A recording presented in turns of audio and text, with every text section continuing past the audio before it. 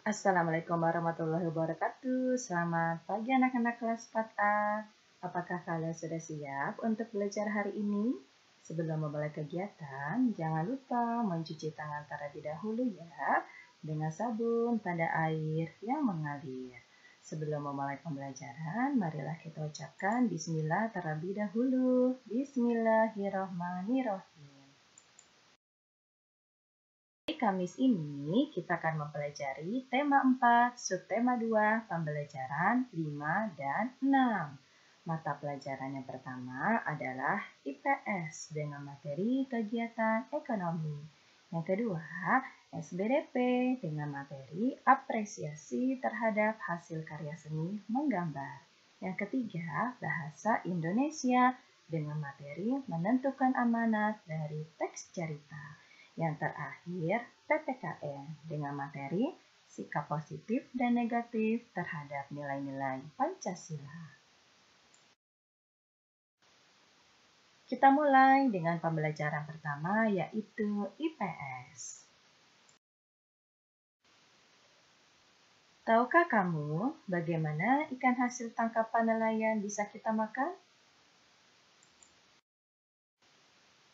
Nah, anak-anak, sekarang kalian amati ya gambar berikut ini. Ikan hasil tangkapan dijual ke pedagang ikan di pelelangan ikan. Dari tempat pelelangan itulah ikan dikirim ke pasar-pasar dan akhirnya dibeli oleh konsumen.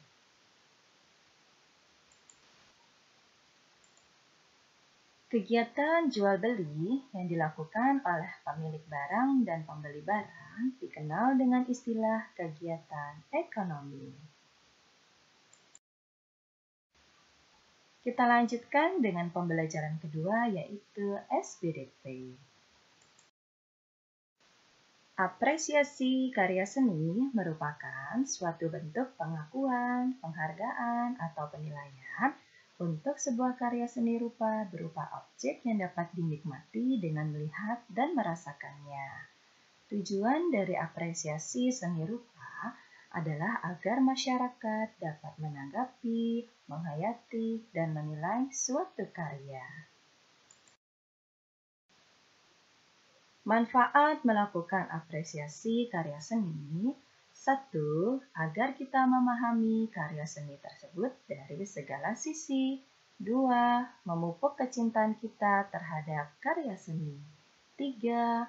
Sebagai sarana untuk melakukan penilaian serta edukasi. 4. Menimbulkan hubungan timbal balik yang positif antara penikmat karya seni dan pelukis. 5. Kita dapat memperoleh pengalaman dan ilmu baru. 6. Sebagai suatu bekal untuk menciptakan serta mengembangkan karya seni. Dilanjutkan dengan bahasa Indonesia. Amanat merupakan pesan moral yang ingin disampaikan oleh pengarang melalui karya. Amanat dapat disampaikan secara implisit, yaitu dengan cara memberikan ajaran moral atau pesan dalam tingkah laku atau peristiwa yang terjadi pada tokoh menjelang cerita berakhir.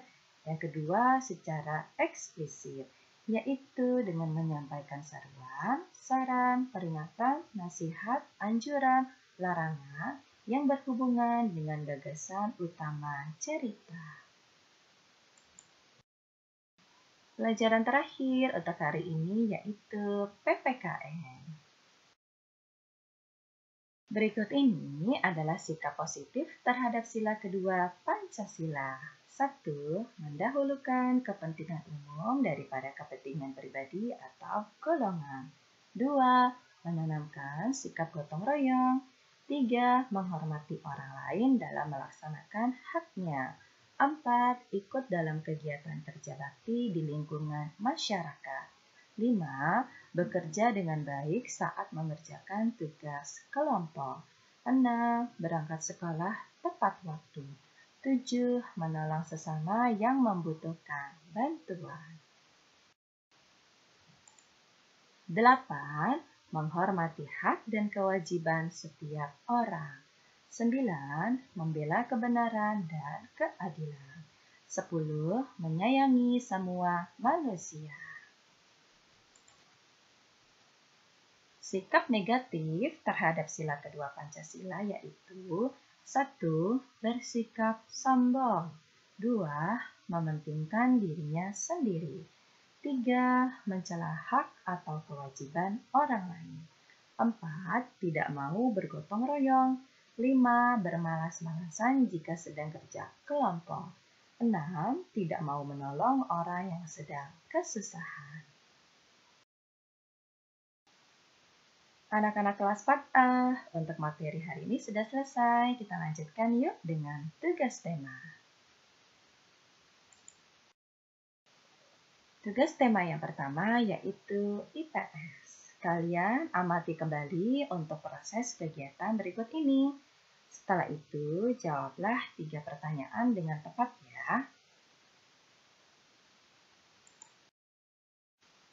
Tugas kedua yaitu SBDP. Perhatikanlah gambar berikut ini. Kemudian, kalian tuliskan tema yang tepat berdasarkan gambar. Kemudian, buatlah satu paragraf apresiasimu terhadap gambar tersebut. Tugas berikut adalah bahasa Indonesia. Anak-anak kelas 4A, bacalah cerita dongeng yang berjudul Rusa dan Kura-Kura. Setelah kalian membaca cerita tersebut, lalu tuliskan pesan moral yang terdapat di dalam cerita.